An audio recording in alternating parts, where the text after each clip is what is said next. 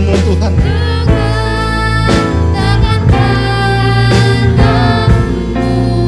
Kaulah yang memberikan kami kemenangan Tuhan. Yesus memberiku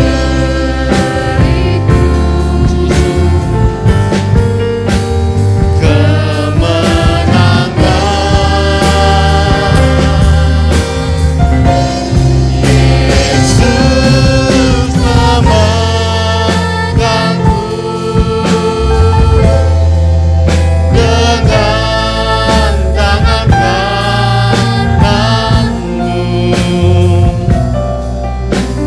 Yesus memberiku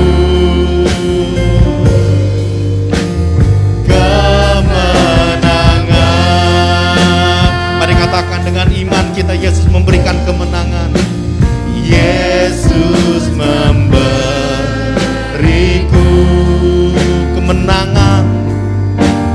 Kemenangan. Mari sekali lagi dengan lebih sungguh katakan dengan iman kita, dengan percaya. Yesus memberiku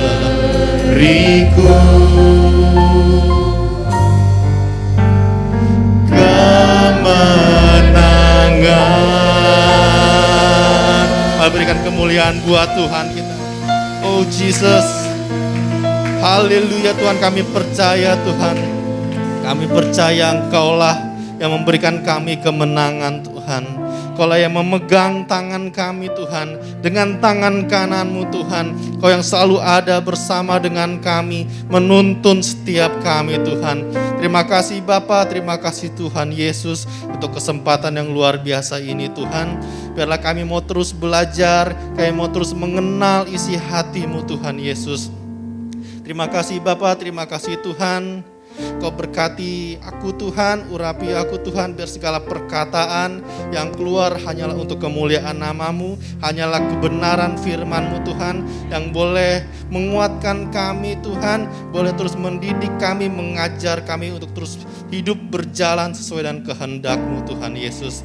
Terima kasih Bapa, terima kasih Tuhan Yesus Kristus, kami siap untuk lebih lagi mengenal isi hati-Mu. Dan mari semua brothers and sisters yang siap mengenal isi hati Tuhan lebih lagi, sama-sama katakan amin, haleluya. Mari berikan kemuliaan sekali lagi buat Tuhan. Silakan duduk brothers and sisters. Haleluya. Oke, hari ini saya mau ajak brothers and sisters semuanya, kita mau sama-sama belajar, karena ini sebuah bukan cuman brothers and sisters semua yang belajar, saya juga belajar. Kita mau sama-sama belajar lebih lagi gimana sih kita berjalan bersama dengan Tuhan itu, impact-nya akan seperti apa. Saya akan mulai. Nah, sebelumnya saya mau ajak brothers and sisters, kita mau main tebak gambar. Ada yang tahu ini gambar apa? Ini adalah orang yang siap-siap lagi bertanding. Ini adalah sebuah pertandingan. Nah, dalam sebuah pertandingan biasanya akan ada apa? Wasit. Terus? Pemenang, mantap. Dalam sebuah pertandingan akan ada pemenang. Ya kan? Nah, sekarang saya mau ajak brother sister semuanya ini, kita mau bedah. Kira-kira faktor-faktor apa aja sih yang harus ada dalam sebuah pertandingan sampai nanti ada orang yang akan disebut sebagai pemenang. Kira-kira faktor apa aja dalam sebuah pertandingan? Yang pertama pasti harus ada orang yang bertanding, ya dong. Ya kan? Kalau nggak ada siapa yang bertanding? Yang kedua, selain itu harus ada lawannya. Kalau dia bertanding sendiri, dia jadi pemenang nggak? Nggak mungkin, dia lawan siapa? Ya nggak? Harus ada. Nah, sekarang kita sebut orang yang bertanding ini sebagai subjeknya. Sedangkan lawan ini adalah orang yang harus dia kalahkan dalam sebuah pertandingan. Benar ya? Harus dia kalahkan. Ini disebut sebagai masalahnya dia nih, orang yang bertanding. Dia harus mikir, gimana ya gue bisa ngalahin dia. Gimana caranya nih ya supaya gue bisa jadi nomor 1 dalam pertandingan itu. Inilah yang akan disebut nanti sebagai pemenang. Kira-kira faktor apa yang harus dilakukan sebagai si subjek ini, orang yang bertanding ini, sehingga dia bisa disebut sebagai pemenang. Dia harus ngapain? Biasanya kalau orang mau bertanding tuh dia harus ngapain sih? Pertama, latihan. Nah, sebelum latihan dia tentu harus punya kepercayaan diri dulu, keyakinan buat menang. Kalau dia udah latihan, terus pas bertanding, gua takut, itu akan mengurangi peluang dia untuk menang. Setuju nggak? Yang kedua, dia harus latihan, bener, dia latihan ekstra keras. Ya kan? Kalau dia ingin berjuang dalam badminton gitu kan, bulu tangkis, dia latihan bisa 8 jam sehari, 6 sampai 8 jam sehari, sehingga akhirnya dia bisa jadi pemenang. Nah, tadi ada subjek, ada masalah. Keyakinan menang dan berlatih, ini kita sebut sebagai apa? Respon yang benar. Dia mau menang. Misalnya contoh saya mau jadi juara badminton. Karena saya hobi badminton gitu. Tapi saya lihat lawan-lawan saya ini sekelasnya Taufik Hidayat. Yang udah jago banget gitu kan. Saya mau menang lawan Taufik Hidayat. Tapi tiap hari saya cuma bercermin ngelihat, lu menang, tapi nggak pernah latihan. Menang nggak? Nggak akan menang. Contoh kedua ini mungkin. Dulu badan saya nggak kayak gini. Dulu lebih kurus, ya. Sekarang beratnya di atas 80. Suatu saat saya sadar saat naik lantai 3 ini, saya ngap-ngapan. Terus saya sadar, ini saya punya masalah di berat badan. Saya mau kurus, itu masalah yang harus saya hadapi. Tapi kalau setiap hari saya bangun tidur, ngelihat cermin, terus cuman ngomong sambil nepuk perut, kurus enggak? Enggak bakal kurus. Itu respon yang salah gitu kan. Tapi respon yang benar gimana? Saya harus jaga makan, nurutin kata istri, kalau disuruh stop makan, stop gitu. Jangan ngeyel gitu kan. Itu respon yang benar, baru kita bisa menang. Ya begitu juga kadang-kadang dalam hidup kita, kita kayak gitu, kita punya masalah gitu kan. Tapi kita bisa nggak merespon dengan benar gitu.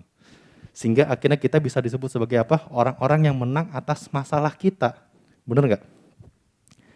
Nah berarti ini saya mau kasih satu rumus. Rumus pemenang. Tadi ada apa? Harus ada subjeknya. Ya. Yang kedua harus ada masalahnya. Yang ketiga harus ada respon yang benar. Jadi rumusnya subjek tambah masalah tambah respon yang benar sama dengan pemenang. Nah, jadi sampai sini rumusnya gampang ya. Gampang kan, tinggal kita lakukan aja. Nah, cuman sekarang ini kita ini kan sebagai orang-orang percaya di sini ya. Tadi Arlen juga udah nyatakan, nyanyiin bareng-bareng, ngajak bareng-bareng. Lebih dari pemenang, setuju ya? Tadi kita semua udah sorak-sorai, kita semua adalah orang-orang yang lebih dari pemenang. Nah, pertanyaannya, apa sih yang ngebedain pemenang sama lebih dari pemenang? Apa yang ngebedain? Kalau kita punya masalah, dia juga punya masalah. Dia bisa nyelesain masalah, kita bisa nyelesain masalah, dia juga bisa nyelesain masalah. Yang ngebedain apa? Antara pemenang sama lebih dari pemenang. Itu kadang-kadang kan pertanyaan kita sorak-sorai. Saya lebih dari pemenang, saya lebih dari pemenang. Tapi apa bedanya? Gitu.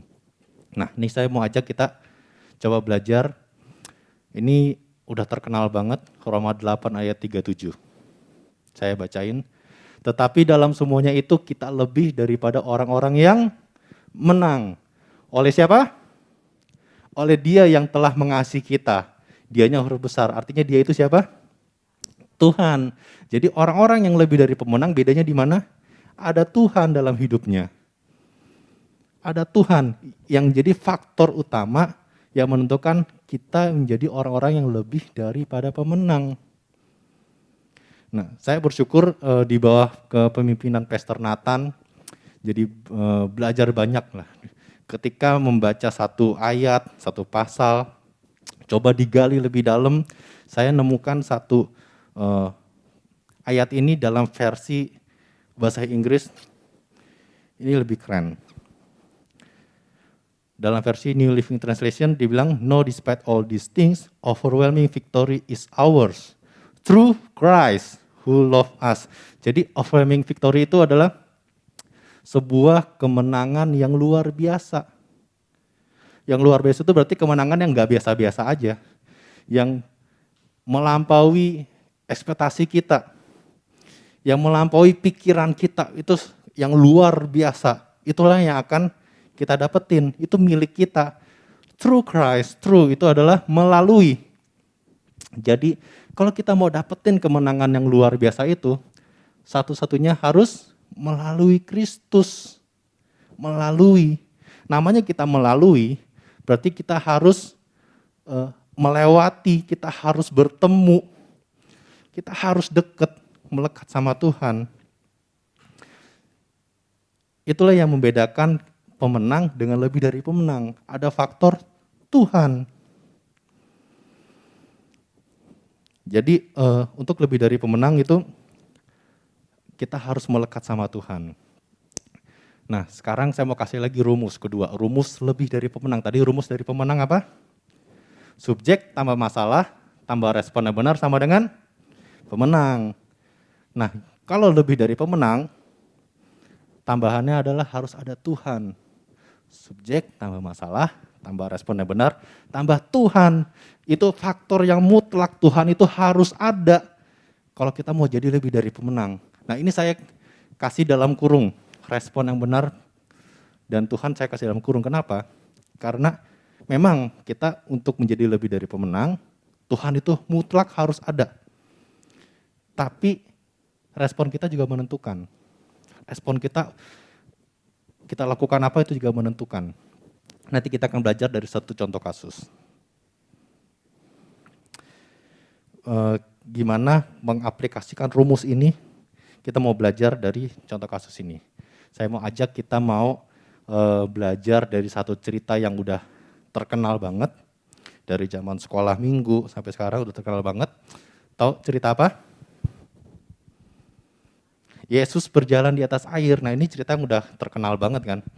Nah, saya mau ajak kita semua belajar, kita bedah dari cerita ini. Kita mau lihat bagaimana rumus tadi kita aplikasikan.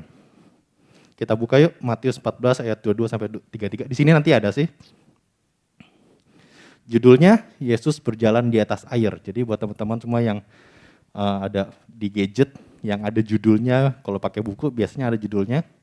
Judulnya adalah Yesus berjalan di atas air.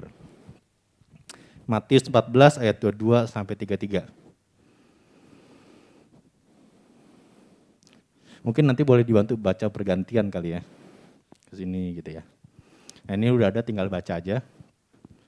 Matius 14 ayat 22 sampai 33.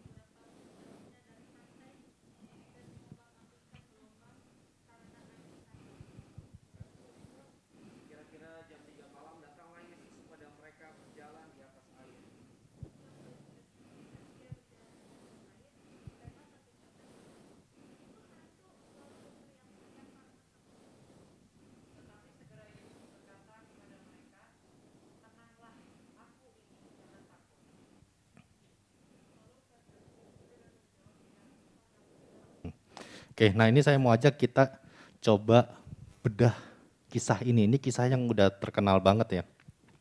Nah, sebelum kita bedah, saya mau coba kita lihat fakta-fakta, data-data yang ada dalam cerita ini, biar kita bisa lebih ngebayangin. Bisa ngebayangin, oh ya ternyata kejadiannya seperti ini gitu ya. Nah, pertama saya mau ajak kita bedah lokasi kejadiannya. Di sini tadi ayat 22 disebutkan ya. Sesudah itu Yesus segera memerintahkan murid-muridnya naik ke perahu dan mendahulunya ke seberang, sementara itu ia menyuruh orang banyak pulang. Memang di Matius ini kurang dijelaskan detailnya, tapi kalau kita lihat ada versi dari Markus sama Yohanes, ini cerita yang sama, tapi memang mereka menjabarkannya secara berbeda. Di Markus itu ceritanya sama, cuman dia dijabarkan seperti ini. Ayat 45, Sesudah itu Yesus segera memerintahkan murid-muridnya naik ke perahu dan berangkat lebih dahulu ke seberang, ke mana? Ke Betsaida, sementara itu ia menyuruh orang yang banyak pulang. Ayat 47, ketika hari sudah malam, perahu itu sudah di tengah danau, sedang Yesus tinggal sendirian di darat. Nah, Yohanes kurang lebih sama seperti ini menceritakannya. Jadi mereka menjelaskan kalau kejadian ini terjadinya di danau, bukan di laut, ya, bukan di sungai, bukan di kali, tapi di danau, di tengah danau kejadiannya. Nah, kalau kita bisa lihat dari cerita-cerita sebelumnya, kejadian kisah tentang 5 roti 2 ikan, lalu pada saat Yesus di Tok Nazaret, itu semua mengacu rute perjalanan Yesus bersama muridnya itu mengacu ke satu danau ini, yaitu Danau Galilea. Nah, Danau Galilea ini memang banyak sebutannya, ada yang bilang Danau Genesaret, Danau Kineret, Danau Kinerot, dibilang juga Danau Tiberias, ada. Jadi secara geografis rute perjalanan Yesus itu mengacu ke danau ini. Nanti kita bisa lihat lebih lagi. Nah, buat informasi, luas danau ini itu sekitar 166 km persegi. Kalau kita convert jadi mil itu sekitar 64 mil persegi. Lalu kedalaman maksimumnya sekitar 43 meter. Jadi titik terdalam danaunya itu 43 meter. Tinggi, dalam banget lah, dalam banget. Ya. Nah, ini data-datanya nih. Nah, lalu yang kedua, saya mau ajak kita lihat waktu kejadiannya. Tadi lokasi kejadiannya udah jelas ya, ada di Danau Galilea. Waktu kejadian, tadi juga dijelaskan di Matius 14 ayat 25. Kira-kira jam 3 malam, datanglah Yesus kepada mereka berjalan di atas air. Jadi kejadiannya jam berapa? Jam 3 malam. Nah, kalau kita lihat lagi tadi ada versi Markus, ada versi Yohanes. Di Yohanes itu juga dijelaskan lebih rinci lagi. Sesudah mereka mendayung kira-kira 2-3 mil jauhnya, mereka melihat Yesus berjalan di atas air. Jadi kejadian itu pada saat mereka melihat Yesus berjalan di atas air, itu mereka sudah mendayung, perahunya sudah berjalan kurang lebih 2-3 mil. Ya, anggap ya. Nah, tadi luasnya ingat ya, 166 km persegi atau 64 mil. Kita lihat. Nah, kelihatan nggak ya? Nah, ini tadi secara peta Danau Galilea. Itu kalau kita lihat ada angka-angka. Yang tengah paling terakhir tuh, angka terakhir paling kanan itu 43. Nah, itulah titik terdalam. Titik terdalam. Di sebelumnya ada 40, lalu 20 kaki. Nah, kita kalau lihat, tadi mereka dikatakan di Yohanes, mereka sudah mendayung kira-kira 2-3 mil jauhnya. Jadi kalau kita perhatiin lah, kita anggap berjalan gitu ya ke tengah 2-3 mil, itu mungkin kedalamannya udah sekitar 20-25 kaki kedalamannya. Jadi udah bukan di bibir pantai, kadang-kadang mungkin Yesus jalan tapi tanahnya masih bisa dipijak gitu. Tapi ini bayangin kedalamannya itu udah sekitar 20-25 meter. Itu kalau 2-3 mil, nah itu saya coba kemarin convert pakai kalkulator gitu. 1 mil itu kurang lebih jaraknya 1,6 kilo. 2 mil itu 3,2 kilo. 3 mil 4,8 kilo. Jadi kalau mereka udah berjalan 2 mil atau 3 mil itu udah sejauh 4,8 kilo. Artinya kedalamannya udah di sekitar 20-25 kaki. Jadi udah nggak mungkin orang itu pijakin kaki ke dasar danaunya. Gitu. Nah, ini fakta kalau Yesus udah benar-benar berjalan di atas air. Jadi bukan yang tanahnya udah bisa kita pijak. Ya, ini data-datanya. Nah, sekarang kita coba masukin rumus yang lebih dari pemenang tadi ke dalam cerita ini. Ini data-datanya tadi waktu sama lokasinya udah jelas ya. Nah, sekarang kita lihat. Tadi rumus lebih dari pemenang ada subjek, tambah masalah, tambah responnya benar, tambah Tuhan. Benar ya? Sekarang kita lihat satu persatu. Subjeknya dalam cerita ini siapa? Siapa yang menghadapi masalah dalam cerita ini? Matius 14 ayat 22. Sesudah itu Yesus segera memerintahkan siapa? Murid-muridnya naik ke perahu dan mendahulunya ke seberang. Sementara ia menyuruh orang banyak pulang. Jadi yang mengalami masalah di sini adalah murid-murid Yesus, subjeknya sudah ada. Sekarang kita lihat faktor yang kedua. Masalahnya apa? Murid-murid mengalami masalah apa sih? Ayat 24. Perahu murid-muridnya sudah beberapa mil jauhnya dari pantai dan diombang-ambingkan gelombang karena angin sakal. Jadi masalah yang mereka hadapi adalah angin sakal. Nah, saya mau ajak lagi kita lihat secara saintifik. Apa sih angin sakal? Apa cuman kayak angin yang sepoi-sepoi, yang bikin kita ngantuk? Atau seperti apa sih angin sakal itu? Menurut KBBI, angin sakal itu adalah angin yang bertiup dari arah haluan kapal, berlawanan dengan arah kapal. Jadi kalau misalnya kapal jalan dari kiri ke kanan, angin dari arah sebaliknya meniup. Nah, menurut istilah meteorologi, angin sakal itu juga disebut sebagai headwind. Angin yang bertiup dari arah depan berlawanan dengan arah benda. Ya, jadi benar-benar niupnya dari depan gitu ya, berlawanan. Kalau kekuatannya terlalu kuat, mungkin itu akan benda itu jadi sulit untuk maju. Nah, mungkin seperti ini ilustrasinya, gelombangnya besar, diombang-ambingkan. Nah, pertanyaannya kok bisa sih di Danau Galilea itu bisa terjadi angin sakal? Kan itu pertanyaannya kan. Emang bisa di danau terjadi angin kenceng gitu, angin sakal. Nah, saya mau coba kita nggak bayangin. Siapa yang pernah, kayak kalau misalnya kita ke apartemen atau ke hotel gitu ya.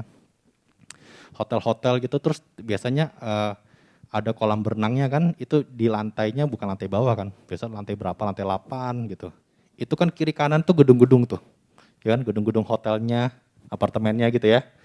Nah, itu biasanya angin di situ tuh lebih kenceng dibanding kalau kita ada di lantai bawah gitu. Kenapa? Atau bahkan di atas yang terbuka.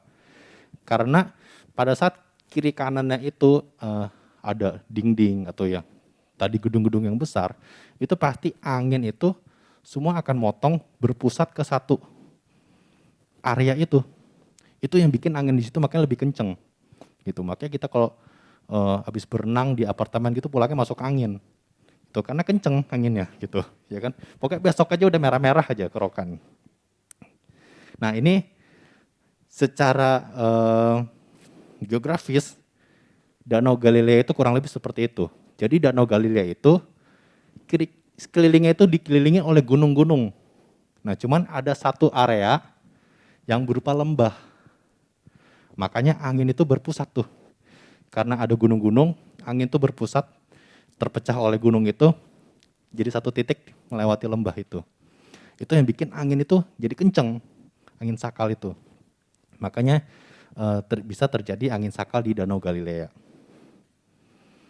Ya, jadi itulah masalah yang mereka sedang hadapi. Tadi subjeknya murid-murid Yesus. Masalahnya karena ada angin sakal, itu sesuatu yang harus mereka lawan, gelombang itu, ya kan. Nah, kita lompat sedikit ke faktor keempat, yaitu faktor Tuhan. Tadi kan subjek tambah masalah, tambah responnya benar, tambah Tuhan. Ya, kita lihat faktor Tuhannya ada enggak? Matius 14 ayat 25. Kira-kira jam 3 malam, datanglah Yesus kepada mereka berjalan di atas air. Ya, jadi ini mereka lagi di tengah badai, lagi diombang-ambingkan, Yesus datang. Ya. Nah, di sini kita lihat, kadang-kadang masalah badai belum reda, tapi ada loh sosok Yesus yang datang sama kita. Pertanyaannya, kita engeh enggak? Gitu. Enggak, kalau di situ ternyata sudah ada Yesus. Nah, kalau kita lihat dari rumus tadi, artinya subjek udah ada, masalah udah ada, Yesusnya sudah ada, Tuhannya sudah ada di sini. Ya, artinya 3 faktor ini sudah lengkap nih. Ya. Nah, sekarang kita lihat yang berikutnya. Tadi saya bilang untuk jadi lebih dari pemenang, Tuhan itu mutlak harus ada. Benar ya? Mutlak harus ada. Tapi ingat, respon juga menentukan. Nah, ini kita mau belajar.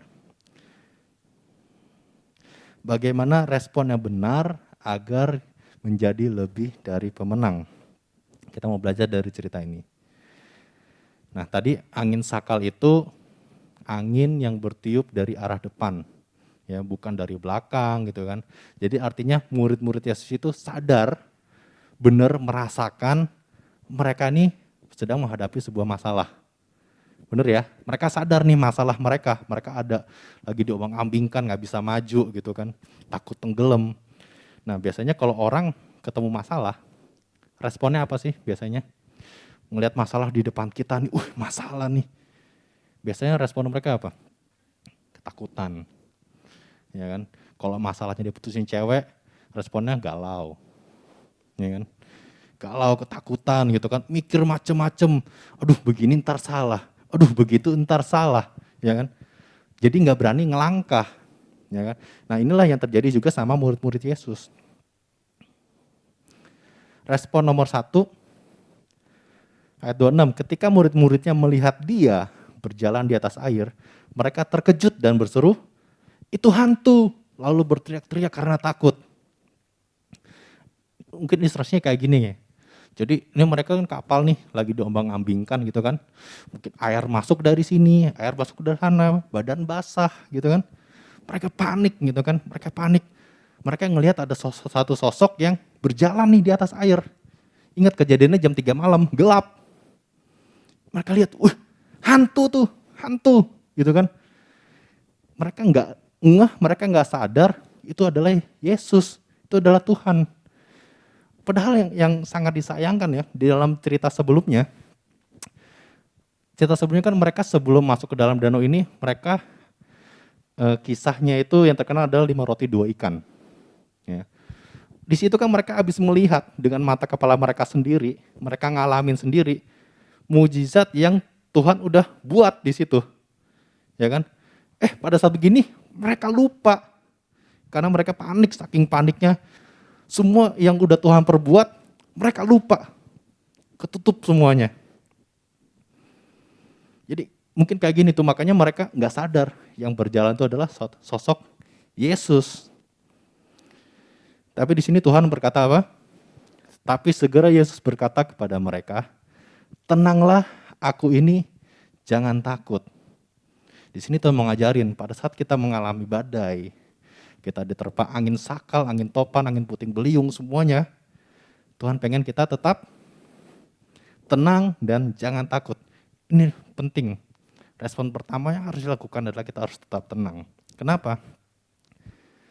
Karena pada saat kita lagi rungsing, kita lagi panik, kena panic attack gitu kan. Ya semua jadi lupa, kita nggak inget Tuhan kita dahsyat, Tuhan kita ajaib, ya kan?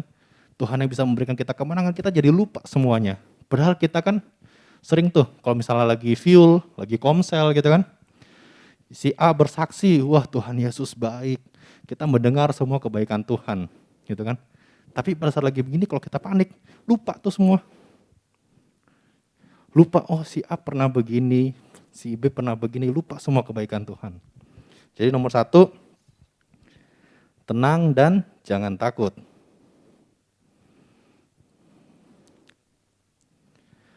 Respon nomor 2. Nah, Matius 14 ayat 28. Lalu Petrus berseru dan menjawab dia, Tuhan, apabila engkau itu, suruhlah aku datang kepadamu berjalan di atas air. Nah ini respon yang berbeda nih. Kalau yang tadi kan panik. Murid-murid yang lain tuh, waduh, rungsing, panik, takut. Nah, hingga mereka gak sadar. Tapi Petrus, dia ngeh. Makanya dia bilang, Tuhan, apabila engkau itu, suruhlah aku datang kepadamu berjalan di atas air. Wih, berani banget. Ya kan? Ini yang disebut dia tuh percaya. Nah, kadang-kadang kita ngomong, Tuhan aku percaya kepadamu, tapi cuma sebatas omongan. Benar nggak? Begitu Tuhan bilang jalan, di sini Tuhan bilang, kata Yesus, datanglah. Tapi Petrus ngapain? Petrus turun dari perahu dan berjalan di atas air mendapatkan Yesus. Artinya dia nggak cuma ngomong, Tuhan kalau emang itu engkau suruh aku jalan. Begitu Tuhan ngomong jalan, dia yang turun berjalan. Artinya apa? Di sini kita mau belajar. Di sini iman yes penting, percaya yes penting, tapi perbuatan juga penting, harus disertai dengan action. Ya. Terus tadi juga ngomong apa? Petrus ngomong, Tuhan apabila engkau itu suruhlah aku datang. Dia nggak ngomong, Tuhan apabila engkau itu suruh Yohanes jalan. Kan nggak ngomong gitu kan? Artinya apa? Pada saat kita menghadapi masalah, itu kita nggak bisa tuh suruh orang lain yang menghadapi masalah kita. Nggak bisa. Kenapa? Karena Tuhan tuh pengen kita yang mendapatkan kemenangan tadi yang luar biasa. Kalau suruh orang, siapa yang dapatin? Bukan kita. Gitu kan? Jadi harus kita yang menghadapi sendiri. Percaya dan melangkah. Ini ngomong iman dan perbuatan. Jadi harus sertai, nggak cuma ngomong percaya, tapi nggak ada actionnya. Nggak akan bisa. Respon nomor 3. Matius 14 ayat 30. Tetapi ketika dirasanya tiupan angin, takutlah ia dan mulai tenggelam. Lalu berteriak, Tuhan tolonglah. Nah ini juga sering terjadi nih. Kita udah percaya. Ngomong, wah percaya banget gue sama Tuhan. Nggak bisa bikin gue takut gitu kan. Kita udah melangkah. Bagus dong. Percaya, melangkah, bagus. Tapi terkadang pada saat kita udah melangkah, udah masuk ke dalam badai itu, kita seringkali salah fokus. Kita fokusnya sama masalahnya. Benar nggak? Masalah tadi udah, wah di depan, gue pasti bisa menghadapi ini nih, gue pasti bisa. Begitu masuk, kok nggak selesai-selesai ya masalahnya ya? Kok lama banget ya? Kok ini belum selesai, udah datang lagi masalah yang lain? Kok bertubi-tubi? Jadi salah fokus. Gitu. Makanya kita, respon nomor 3 ini, lebih ke kita bagaimana kita memaintain tadi iman dan percaya kita, perbuatan kita maintain. Jangan sampai kita kehilangan fokus. Fokusnya dari awal sampai akhir harus sama Tuhan. Jangan di awal fokus sama Tuhan, di tengah-tengah fokus sama masalahnya. Ya kalah juga gitu. Jadi harus terus setia, harus terus berjalan sama Tuhan, fokusnya sama Tuhan. Jangan sampai salah fokus. Lalu Yesus katakan, segera Yesus mengulurkan tangannya, memegang dia dan berkata, hai, orang yang kurang percaya, mengapa engkau bimbang? Nah ini yang tadi. Kita salah fokus, di tengah-tengah kita jadi ragu-ragu. Bahkan gak sedikit juga yang malah jadi 180 derajat berubah. Yang tadinya percaya, malah jadi menghujat. Banyak kan yang kayak gitu. Ini kapan nih Tuhan nolongnya? Kok gue malah makin parah masalahnya? Kok badainya malah makin besar? Ya. Jadi sering kayak gitu, salah fokus. Respon nomor 3, makanya kita disuruh apa? Jangan salah fokus. Ya, tadi respon pertama, tenang dan jangan takut. Respon kedua, percaya dan melangkah. Nomor 3 kita maintain, jangan sampai kita salah fokus. Jangan sampai kita kehilangan fokus. Ingat, Tuhan kita itu jauh lebih besar dibanding masalah kita. Jauh lebih besar dibanding penderitaan kita. Tuhan kita tuh punya Allah yang ajaib. Amin. Nah sekarang kita lihat respon nomor 4. Matius 14 ayat 32. Lalu mereka naik ke perahu dan angin pun redalah. Nah jadi pada saat kita tadi udah tenang, ya kan, kita udah nggak takut, lalu kita percaya sama Tuhan, kita mulai melangkah, terus melangkah sampai akhir berjalan bersama Tuhan, akhirnya masalah pun reda. Setuju ya? Jadi pada saat kita sudah reda, sudah melangkah sama Tuhan sampai akhir, masalah kita pun reda. Masalah kita reda, tapi peran kita belum selesai di sini. Inilah yang disebut sebagai respon keempat. Ayat 33, dan orang-orang yang ada di perahu menyembah dia. Katanya, sesungguhnya engkau anak Allah. Nah jadi di sini kadang-kadang kita cuma berhenti sampai yang ayat 32. Oh masalah udah selesai, yes gue menang. Masalahnya udah selesai, yes berhasil. Stop di sini, kita nggak lanjut sampai ayat 33. Tapi Di sinilah yang membedakan antara tadi apa, pemenang dan lebih dari pemenang. Lebih dari pemenang ada Tuhan, mutlak harus ada Tuhan. Oleh karena itu, endingnya pun harus berakhir ke Tuhan. Jangan kita udah masalah udah selesai, yes gue berhasil terus ngomong sama orang-orang, gue bisa loh nyelesain masalah ini sendiri. Keren gak gue? Gitu. Jadi sombong. Masalahnya udah selesai, yes. Tapi peran kita di sini belum. Kita harus kembalikan semua ke Tuhan. Kita harus bersaksi untuk kemuliaan nama Tuhan. Kita harus cerita ini, Tuhan baik, Tuhan nolong gue. Kemuliaan semua kembali ke Tuhan. Itulah yang membedakan kita antara pemenang dan lebih dari pemenang. Karena ada Tuhan di situ. Dari awal sampai akhir harus Tuhan yang jadi senternya. Jangan di awal Tuhan, di akhirnya kita. Gitu. Nah, itu yang membedakan. Nah, itu tadi berarti udah lengkap ya rumus tadi. Benar ya? Subjeknya tadi ada siapa? Murid-murid Yesus.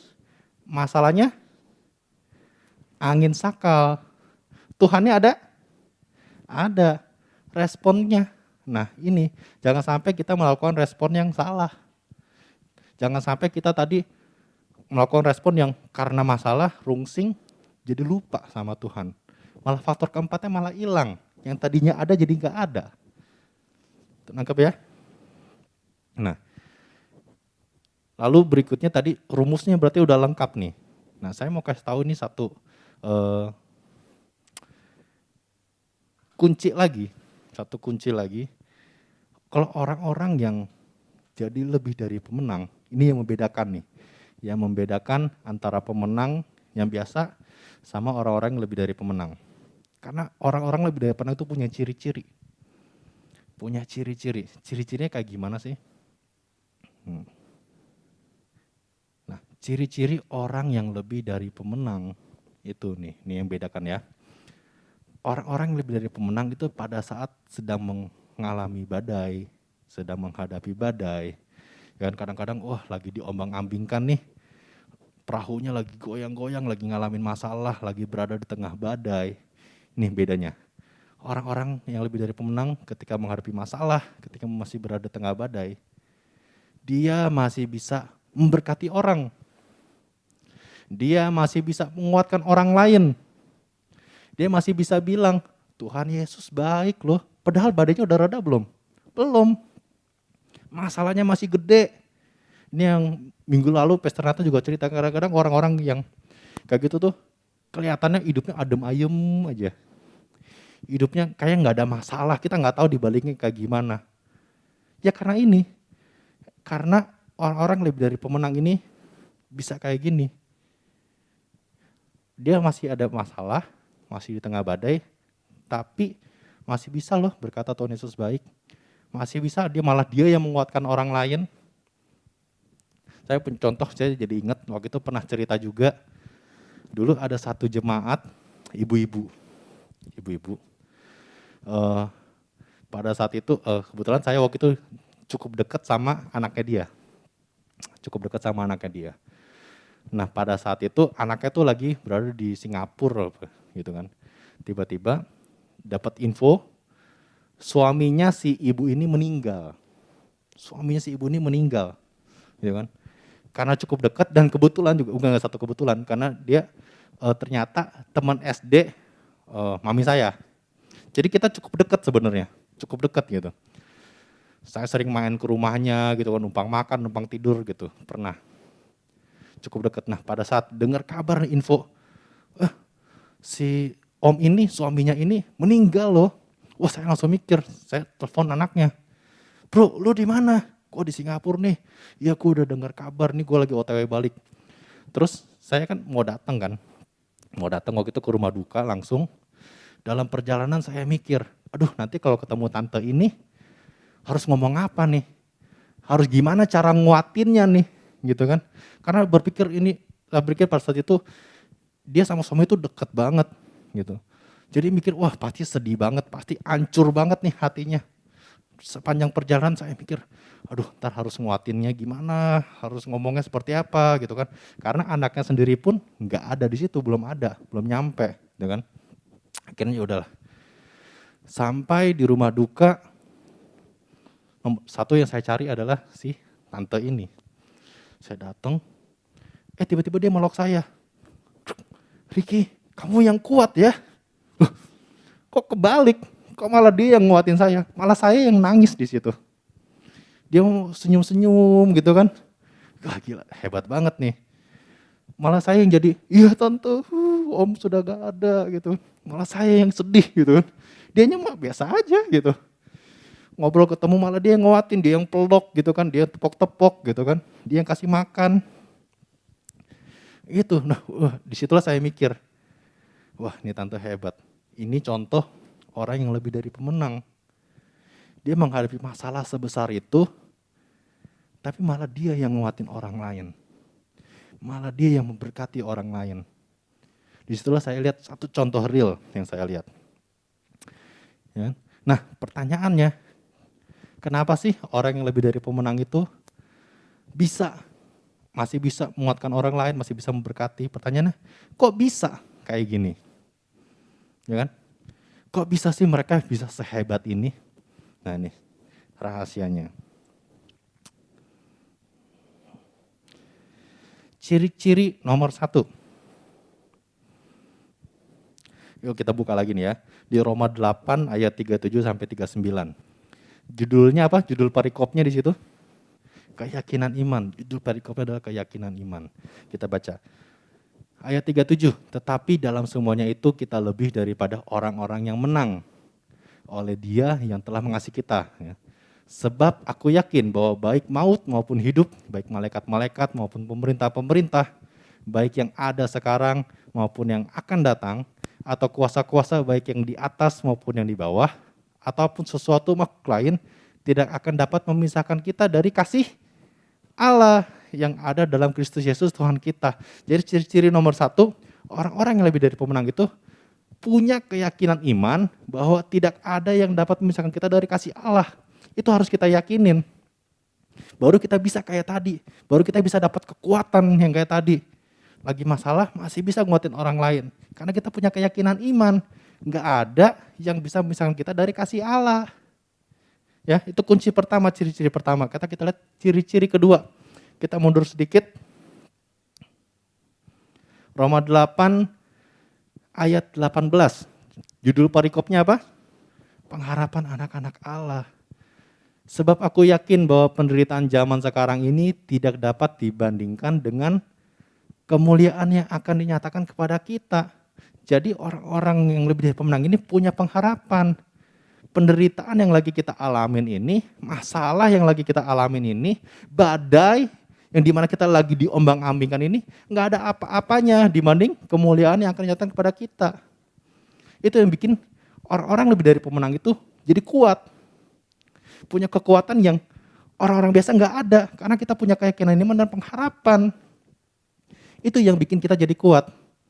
Jadi ya pada saat kita menghadapi masalah, ya kita kayak orang yang, wih gila ini Superman nih, ya kan kuat nih karena kita punya ini kuncinya gitu.